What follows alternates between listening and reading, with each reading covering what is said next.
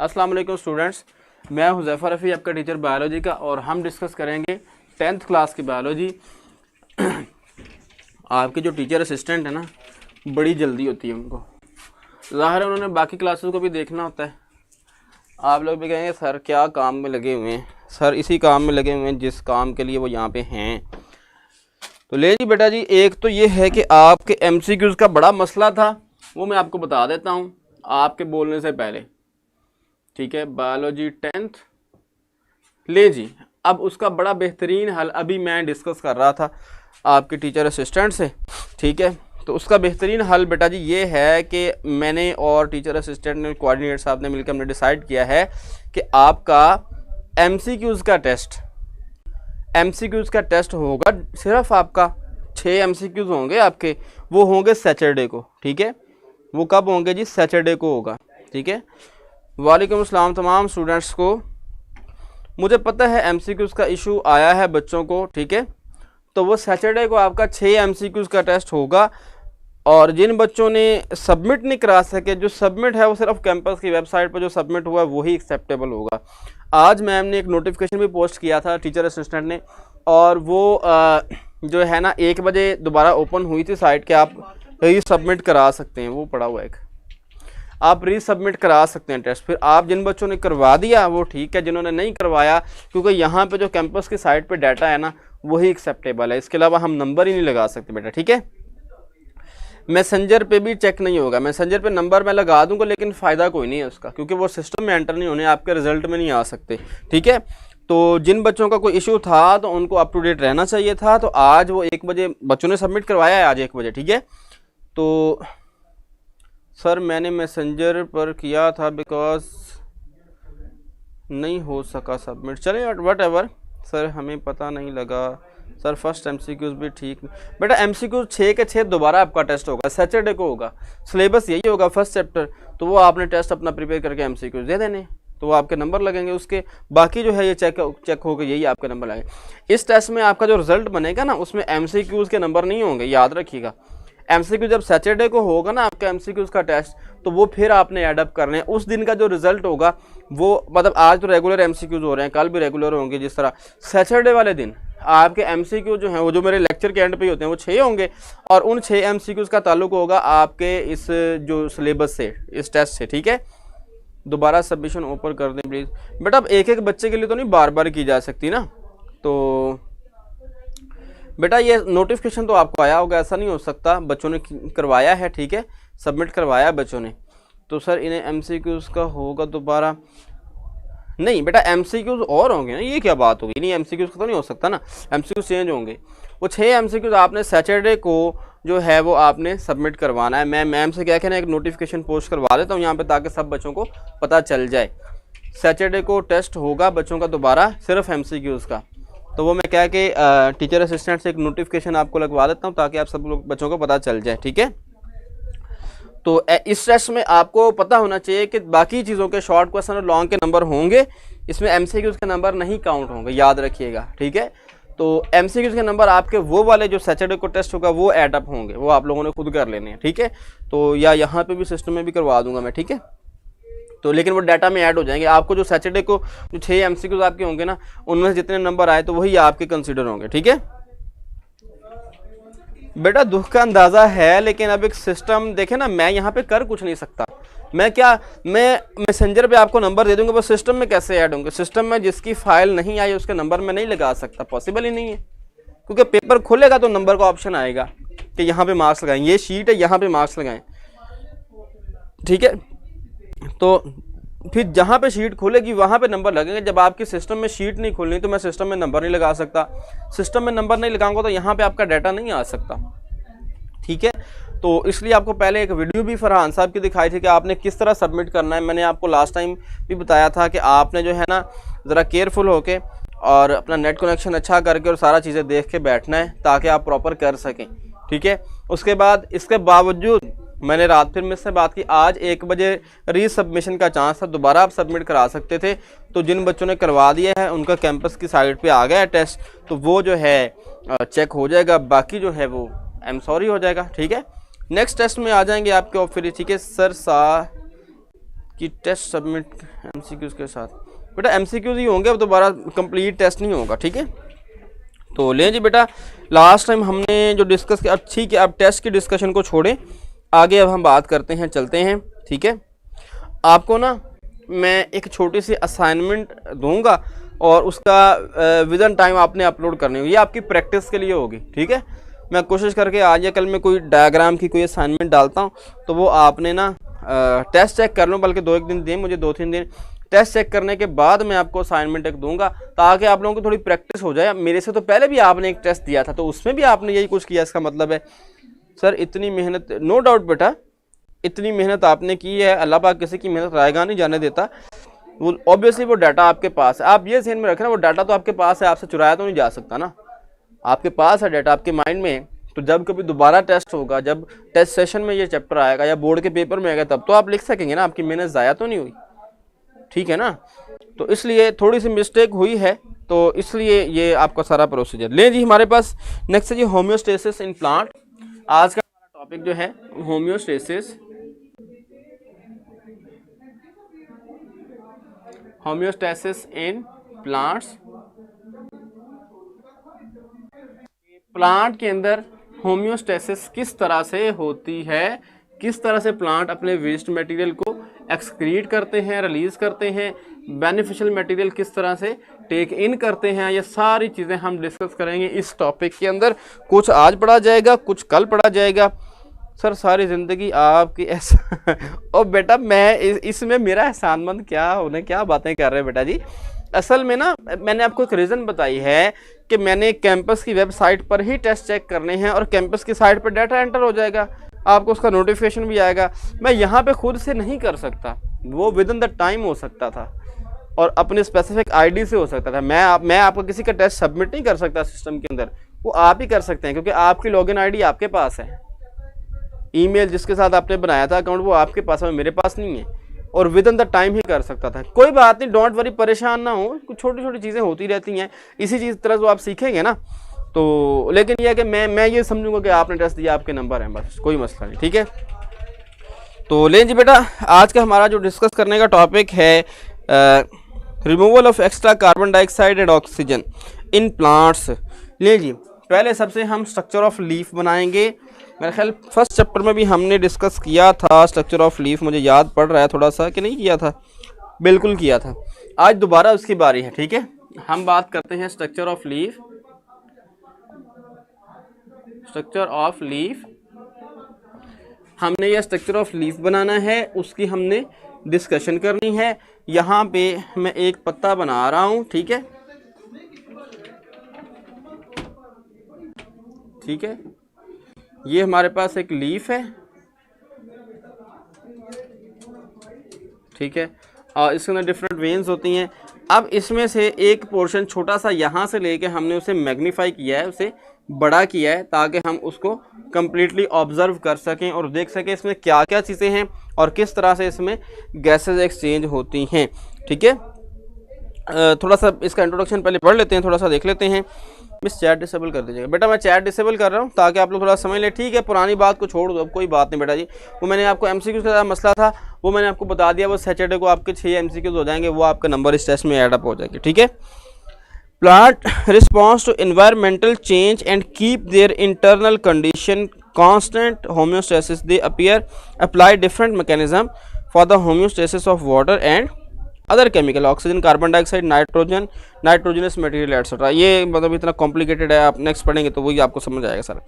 Removal of extra carbon dioxide and oxygen. ले जी, यहाँ पे आप एक लाइन लगाएंगे, एक आप यहाँ पे लाइन लगाएंगे, ये सेल्स की अपर एपिडर्मिस, ये लोअर एपिडर्मिस, इसमें आप इस तरह से करके सेल्स बनाएंगे। बेटा डायग्राम भी देखा करें, बनाने का मेथड आपको पता होना चाहिए, ये ज़रा रफ से आपने बनाने। इसी तरह आपने इस तरफ को बनाने हैं, ठीक है, सेल्स बनाने हैं। ये है जो लोअर एपिडर्मिस, एपिडर्मिस कहते हैं सबसे बाहर वाली लेयर को, आपको पता है, ठीक है। फिर यहाँ पे आपने क्या करना है जी, स्टोमेटा बना देने हैं, ठीक है, इस तरह करके। ये पहले ही आप बना लेंगे, ये तो बोर्ड है, मैं इसलिए थोड़ा सा, दूसरा ये कि डायग्राम ज़रा जल्दी बनानी होती है तो इसलिए, ठीक है। तो ये आपके पास क्या है जी, लोअर एपिडर्मिस, इसके अंदर स्टोमेटा ज़्यादा होते हैं। जो अपर एपिडर्मिस है उसमें स्टोमेटा जो है वो कम होते हैं। स्टोमेटा का स्ट्रक्चर भी ज़रा हम देखते हैं, ज़रा उसे मैग्नीफाई करके कि उसमें क्या क्या चीज़ें मौजूद होती हैं। ठीक है जी, नंबर ऑफ स्टोमेटा बहुत कम होते हैं अपर एपिडर्मिस में। इसके ऊपर एक लेयर भी होती है जिसे हम क्या कहते हैं जी, क्यूटिकल। इस लेयर को हम क्या बोलते हैं जी, क्यूटिकल। लोअर पे नहीं होती, ठीक है। इसके बाद यहाँ पे होते हैं जी मीजोफिल सेल्स। आप इस तरह करके बनाएंगे, ये बनाएंगे पूरी इस तरह से। उसके बाद इसके साथ कुछ इस तरह से बनाएंगे आप। ये डायग्राम आपने ऐसा ही बनानी होगी, ठीक है, ज़रा रफ सी होनी चाहिए। उसके बाद इसके अंदर आपने डॉट्स लगाने। डॉट्स का मतलब होता है this area is photosynthetic, this area have a chlorophyll in their structure and absorb sunlight in the daytime and prepare glucose in the presence of carbon dioxide and water which is take from root and carbon dioxide from air। उसके बाद यहाँ पे कुछ होते हैं other sales जिसमें ground tissues कहते हैं, कॉरेनकाइमा वगैरह वगैरह वगैरह। वो भी हमने आई थिंक 9th क्लास में पढ़े हुए हैं काफ़ी सारे सेल्स, ठीक है।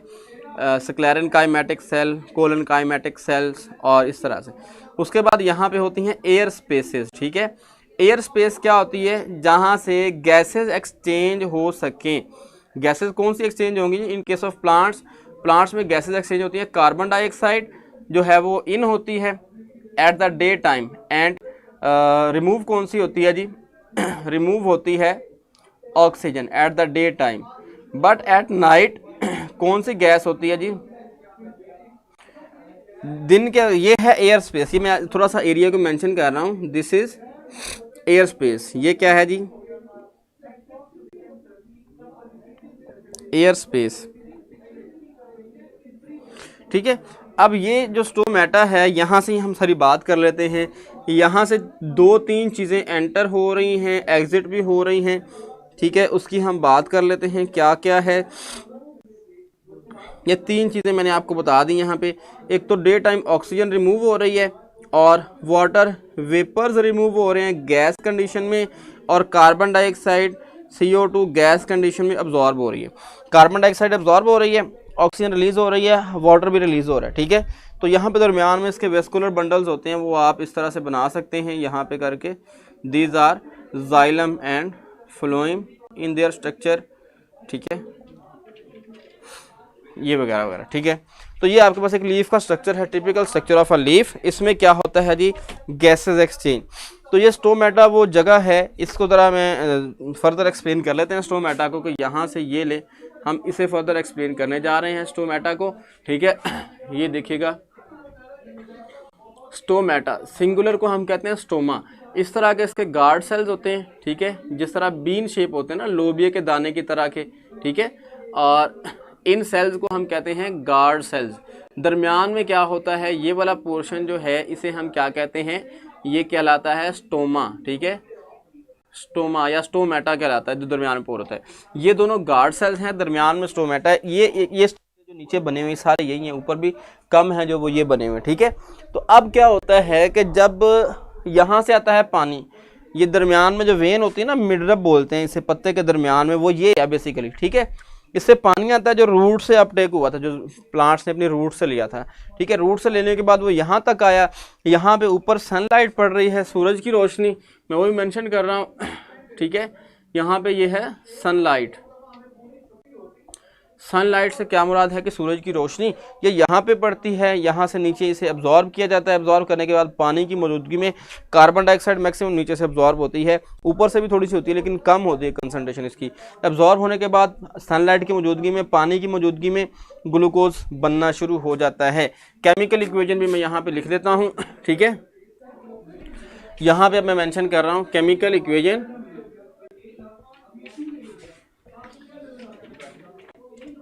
ये केमिकल इक्वेशन होगी ग्लूकोज सिंथेसिस के लिए।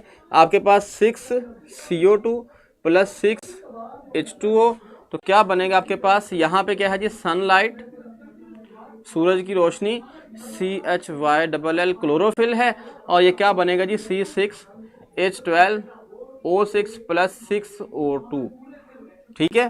कार्बन डाइऑक्साइड एब्जॉर्ब हुई और वाटर जो रूट से आया, ठीक है, और ग्लूकोज बन गया और साथ ऑक्सीजन बन गई, ऑक्सीजन रिलीज हो जाएगी। ये दिन टाइम है, डे टाइम, ठीक है, डे टाइम। और एट नाइट क्या होगा जी, C6H12O6 प्लस 6O2, यही रिएक्शन उलट होगा। यहां पे हम लिखेंगे जी रेस्पिरेशन, ठीक है, ये रेस्पिरेशन होगी, किस में कन्वर्ट होगा जी, CO2 6CO2 plus 6H2O plus ATP adenosine triphosphate. रात को ये रिएक्शन होता है, दिन को भी ये रिएक्शन होता है, ठीक है। ये डे टाइम हो गया, ठीक है, डे एंड नाइट, ये दिन और रात दोनों में ये रिएक्शन होता है। असल में पता क्या होता है, हम कहते हैं पौधे जो है वो ऑक्सीजन रिलीज कर रहे हैं, कार्बन डाइऑक्साइड अब्जॉर्ब कर रहे हैं, और कहते हैं रात को पौधों के नीचे नहीं सोना चाहिए क्योंकि उसमें जिन आ जाते हैं, चिड़ेलें आ जाती हैं। लेकिन बात सोचने की है कि आपसे बड़ा जिन कौन होना, तो वो तो दौड़ जाएंगे ना। तो इसलिए असल होता पता क्या है, बड़ों की बातें अपनी जगह ठीक है, जब ना रात होती है, देखिए दिन टाइम भी ये रिएक्शन हो रहा है, दिन टाइम ये रिएक्शन हो रहा है, ये भी हो रहा है। जितनी ऑक्सीजन चाहिए इस रिएक्शन को दिन के वक्त वो यहाँ से मिल रही है, यहाँ से ऑक्सीजन लेके जितना ग्लूकोज बन रहा है, यही रिएक्शन आगे चलता जाएगा। ऑक्सीजन उसे हवा से नहीं लेनी पड़ेगी दिन के टाइम, लेकिन जब रात होगी ना तो प्लांट को ऑक्सीजन जो है हवा से लेनी पड़ती है, क्योंकि सूरज की रोशनी नहीं है तो फोटोसिंथेसिस, ऑक्सीजन प्रोड्यूस नहीं हो रही, ठीक है, तो ऑक्सीजन प्रोडक्शन नहीं हो रही, तो इसलिए आपने कहा था कल करेंगे सर थर्मो रेगुलेशन। हाँ बेटा चलो, थर्मो रेगुलेशन और एक्सक्रीशन में आपको साथ करवा देता हूँ वैसे, ठीक है। वैसे थे वो टॉपिक कल के, आप लोगों ने नहीं समझे प्रॉपर अच्छे से, स्टूडेंट भी आज स्ट्रेंथ कम ही है थोड़ी सी, तो खैर। अच्छा जी, तो डे एंड नाइट जो दोनों रिएक्शन चल रहे होते हैं, ये रेस्पिरेशन और रिएक्शन दोनों वक्त चल रहा है। रात की वजह से तो प्लांट ऑक्सीजन एब्जॉर्ब कर लेते हैं, जो उनके पास होती है ना, तो ऑक्सीजन की कमी की वजह से सांस घुट के इंसान की डेथ हो सकती है। नो डाउट जन्नात भी हैं, अल्लाह ताला की मखलूक है, लेकिन ज़्यादातर रीज़न ये है, इस वजह से कहते हैं रात को दरख्तों के नीचे नहीं सोना चाहिए, दिन के वक्त तो सोना चाहिए, ठीक है। ले जी, removal of extra carbon dioxide and oxygen, अभी हम बात कर लेते हैं इसकी। In day time the carbon dioxide produce during cellular respiration, ये ठीक है, carbon dioxide produce cellular respiration, दिन में प्रोड्यूस हो रही है, यूटिलाइज इन द फोटोसिंथेसिस, ये जो कार्बन डाइऑक्साइड प्रोड्यूस हो रही है यहाँ पे इस्तेमाल हो जाती है दिन के time. And hence it is not a waste product, और उस वक्त ये वेस्ट प्रोडक्ट कंसिडर नहीं होती। At night it is a surplus because there is a no utilization of carbon dioxide, लेकिन रात के वक्त को कार्बन डाइऑक्साइड का इस्तेमाल नहीं हो सकता क्योंकि वो दिन टाइम है सिर्फ, तो इसलिए वो एक्स्ट्रा कंसीडर होती है, ठीक है। एट नाइट ये हो गई बात। It is removed from the tissue cell by diffusion in leaf and young stem, carbon dioxide escape out through stomata, ये स्टोमेटा का सारा आपको स्ट्रक्चर बनाया, ये बाजे भी बनाए हैं, 2-3 आपको लग रहे हैं बड़े खूबसूरत। अच्छा जी, in young roots carbon dioxide diffuse through the general root surface, ये एमसीक्यू है बड़े मशहूर कि रूट में किस तरह होती है, यंग स्टेम में किस तरह होती है और लीफ में किस तरह होती है। ये 2-3 चीज़ें आपने एमसीक्यू के तौर पर याद रखनी है। स्पेशली थ्रू रूट हेयर्स, कहाँ से होती है, रूट हेयर से गैसेज एक्सचेंज होती हैं। जो आपने कभी गाजर देखी है, कैरेट, उसके ऊपर बाल होते हैं बारीक बारीक, these are basically root hairs, वो जड़ के बाल हैं, रूट हेयर्स हैं, उनमें से भी गैसेज एक्सचेंज होती है मट्टी के साथ। Oxygen is produce in mesophyll cell, ये मीजोफिल सेल, ठीक है, यहाँ पे ये रिएक्शन हो रहा होता है only during day time as a by product of photosynthesis. After its utilization in cellular respiration, the mesophyll cells remove the extra amount of oxygen through stomata. Extra amount जो ऑक्सीजन की है वो stomata के जरिए release out कर देते हैं, ठीक है।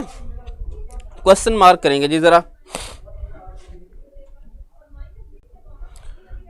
हाँ जी, oxygen produce mesophyll cell only during day time as a by product. हाँ, ऑक्सीजन पेज नंबर 19 के ऊपर जो 3 लाइनें इकट्ठी लिखी हुई हैं, oxygen is produce in mesophyll cell.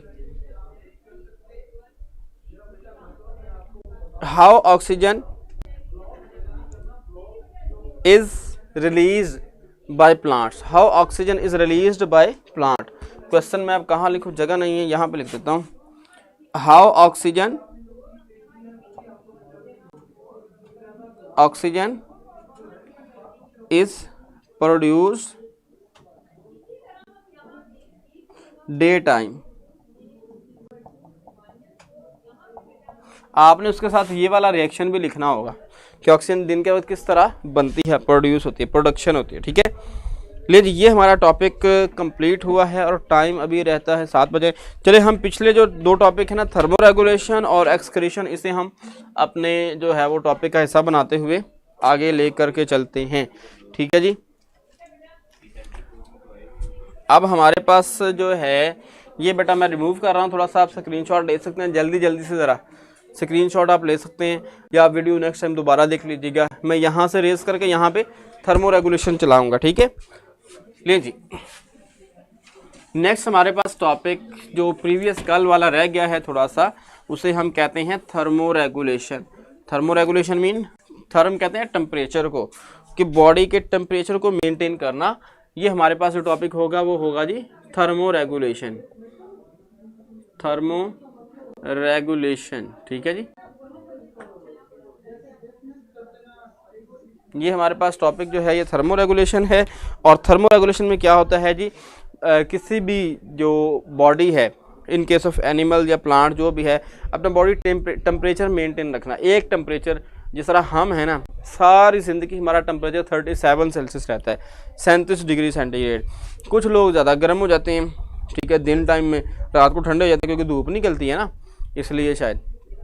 तो खैर, तो ये thermoregulation, the maintenance of a internal body temperature is called thermo regulation.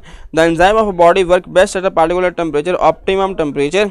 Any change in the body temperature may affect the functioning of enzyme. इसमें लिखें जी the enzyme of the body, यहाँ से how thermoregulation affect enzyme activity. How thermoregulation affect, how thermoregulation effect on enzyme activity। ठीक है, दूसरा question जो पहला बनता है वो define thermo regulation, define thermo regulation. ठीक है, ये भी आपका क्वेश्चन हो गया। तो लें जी, ये हमारे पास बात आ गई। अच्छा, एक बड़ा मशहूर क्वेश्चन है, डिफरेंस बिटवीन, मैं ज़रा इन शॉर्ट लिख रहा हूँ, difference between osmo and thermo regulation, ये दोनों इकट्ठे ही होंगे। ठीक है,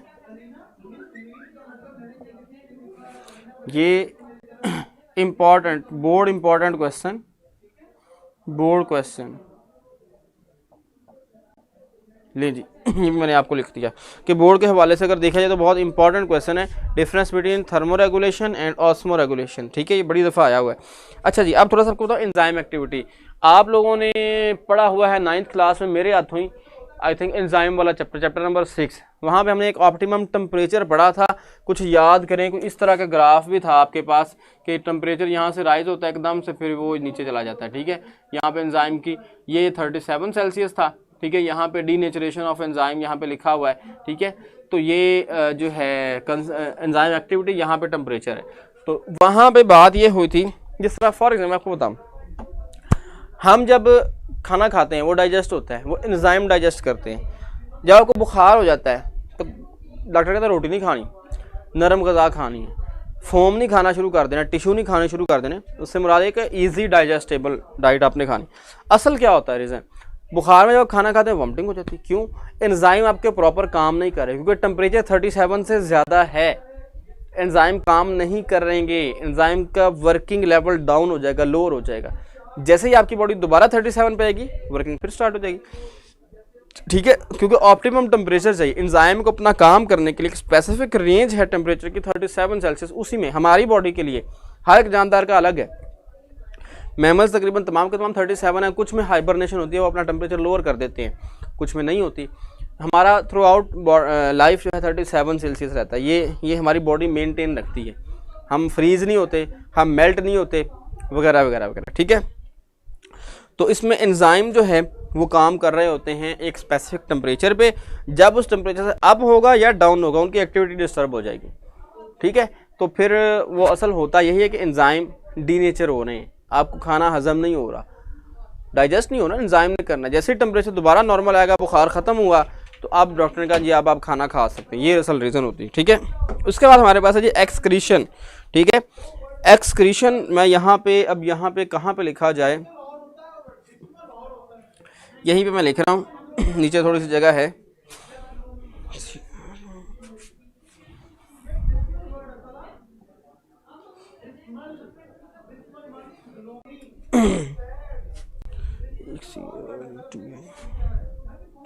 एक्सक्रीशन हमारे पास जो टॉपिक है, इसको मैं थोड़ा सा आपको एक्सप्लेन कर देता हूँ। इससे मुराद है mostly solid metabolic waste. Excretion basically हमारा यूरिनरी सिस्टम वो ऑस्मो रेगुलेशन में आ जाता है, और जो सॉलिड मेटाबॉलिक वेस्ट होते हैं, जो हम खाना खाते हैं, जो वेस्ट रिलीज़ करते हैं in the form of faeces, these are actually discuss in case of excretion, ठीक है। Excretion is also process of homeostasis. In this process the metabolic waste are eliminated from the body to maintain the internal condition at equilibrium. ये बस आपने definition ही करनी है, मतलब in this process the metabolic waste, यहाँ से मतलब the metabolic waste are eliminated, excretion ये आप the metabolic waste are eliminated from the body to maintain the internal condition at equilibrium. This phenomena is known as equilibrium. या पूरी कर लें, इस तरह मैंने बताया, इस तरह कर लें, ठीक है। ये है आपके पास एक्सक्रीशन। साइड बॉक्स देखिएगा ज़रा, मेटाबॉलिक वेस्ट। अब इसका क्वेश्चन भी ये आता है, डिफाइन एक्सक्रीशन, एक ही बस, ठीक है। Metabolic waste mean any material that is produced during body metabolism and that may harm the body. Metabolic waste की डेफिनेशन आ सकती है आपको कि मेटाबॉलिक वेस्ट क्या है। ड्यूरिंग डाइजेशन जब हम कुछ खाते हैं तो ऑब्वियसली उसे हजम होना है, डाइजेस्ट होना है। ड्यूरिंग डाइजेशन कोई भी चीज़ जो प्रोड्यूस होती है जो डिज़ायरेबल नहीं है, मतलब कोई साइड रिएक्शन होती है, जिस तरह हमने खाना खाया उसमें कुछ ना कुछ वेस्ट मटेरियल है। जो वेस्ट मटेरियल है हमने यूज़फुल, जितना भी खाने का यूज़फुल पार्ट था वो हमने इस्तेमाल कर लिया, जो वेस्ट मटेरियल था वो पड़ा रह गया, तो अब उसको बॉडी ने एलिमिनेट करना है। जो वेस्ट मटेरियल बचा है, जो ऐसा मटेरियल जो अनडिज़ायरेबल है, जो हमारे काम का नहीं, उसे हम वेस्ट कंसीडर करते हैं। क्लियर हो गई बात? तो लें जी, ये था हमारा आज का लेक्चर। अभी आपसे जो है ना चैट ऑन करके क्वेश्चन भी किए जाएंगे। आपसे पूछा जाता है कि क्या क्या आप लोगों ने डिस्कशन करनी है।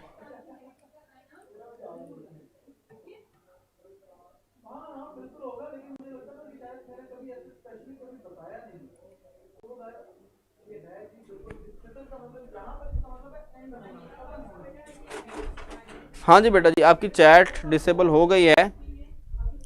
मुझे नहीं पता है कोई बायो के टेस्ट सबमिशन दोबारा स्टार्ट। बेटा इसको छोड़े, भी क्वेश्चन करें, ठीक है।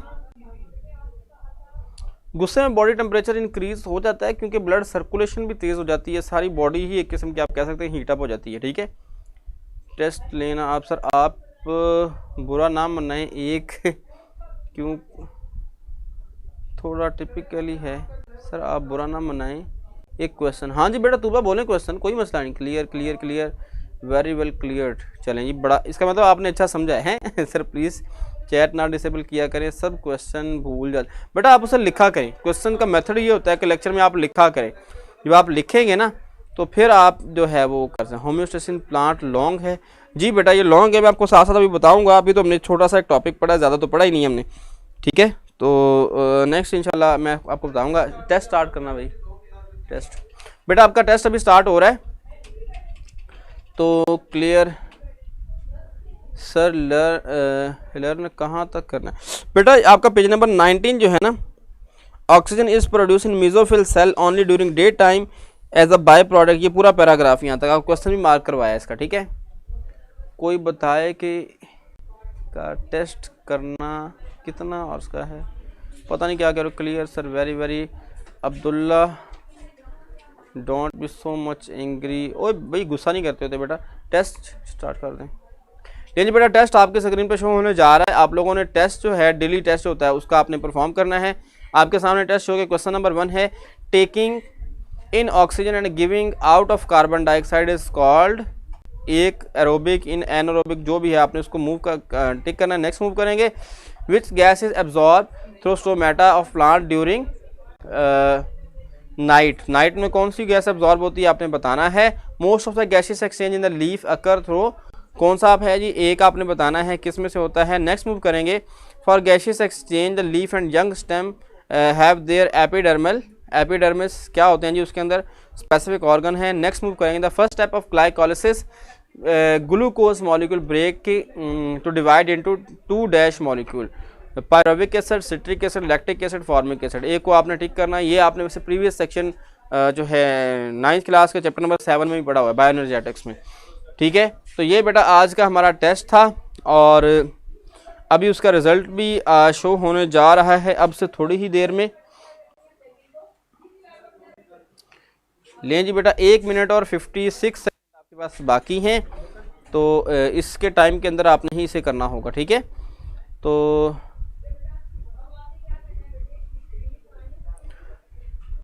बेटा क्या बात कर रहा है, कोई बच्चा बात कर रहा है, क्या बात कर रहे हैं बेटा जी? सर जब सही लॉकडाउन है दिल ही नहीं लगता, आप कोई बेस्ट मेथड बता दें पढ़ने के लिए। अच्छा, जब से लॉकडाउन में पढ़ने का दिल ही नहीं करता। अच्छा चलें इसको भी डिस्कस करते हैं। सर टेस्ट नहीं दे रहे, कौन टेस्ट नहीं दे रहा? हाँ अभी कौन टेस्ट नहीं दे रहा, अभी देखते हैं ना रिज़ल्ट आता है तो। अच्छा जी, असल में बेटा जी बात ये है कि बोर हो जाते हैं ना हम डिफरेंट चीज़ों से। मैं इंशाल्लाह ना आपको मैंने आपको बात की थी जब पेड क्लासेस नहीं थी, अनपेड थी, तो मैंने कहा एक मॉडल आपको मैं दूंगा जो आपने बनाना है, उसकी बेस पर फिर आपको, अभी तो कोविड-19 तो यहाँ पे बुलाया जाता, आपको शील्ड दी जाती, लेकिन वो हम रखेंगे ज़रूर, जैसे सिचुएशन नॉर्मल होगी आपको ज़रूर बुला के वो शील्ड वगैरह देंगे। आपने एक मॉडल बनाना होगा, मैं आपको सारा गाइड करूँगा प्रॉपर, ठीक है। और उसको आपने बना के उसकी एक शॉर्ट वीडियो जो बना के ना वो आपने जो है वो सेंड कर देनी है। यहाँ पे हम इंशाल्लाह उसको किसी सेशन में लाइव भी चलाएंगे, तमाम बच्चे देखेंगे, उस पर हमारे वोटिंग भी कर लेंगे, फिर जो विन करेगा, ये बायो के मॉडल के हवाले से मैं बात कर रहा हूँ, ठीक है। इसी तरह 9th में और 10th में दोनों क्लासेस में होगा, ठीक है। तो मैं सर से डिस्कस करके कोई डेट या कोई जो भी चीज़ है मैं आपको बता दूँगा, ठीक है। ये एक्टिविटी होती है, हमने खुद बड़े मॉडल बनाए हुए हैं, लेकिन बड़ा मुश्किल तो नहीं है, इतना ख़ास इंटरेस्टिंग चीज़ होती है, तो गर्ल्स के लिए तो खासा आसान होता है। तो उसके कोई नंबर भी रहेंगे हम असाइनमेंट, तो वो आप जो है वो दे दिया जाएगा, ठीक है। तो अभी आपका जो है वो टेस्ट रिजल्ट 7 सेकंड के बाद शो होने जा रहा है। लें जी, आपके टेस्ट का रिजल्ट शो हो गया है। कुछ बच्चों के 2 नंबर आए हैं, कुछ के 4 हैं, 3 हैं। बेटा ये तो आपका भी प्रीवियस चैप्टर से मैंने टेस्ट उठाया है, तो इसमें तो नंबर आने चाहिए।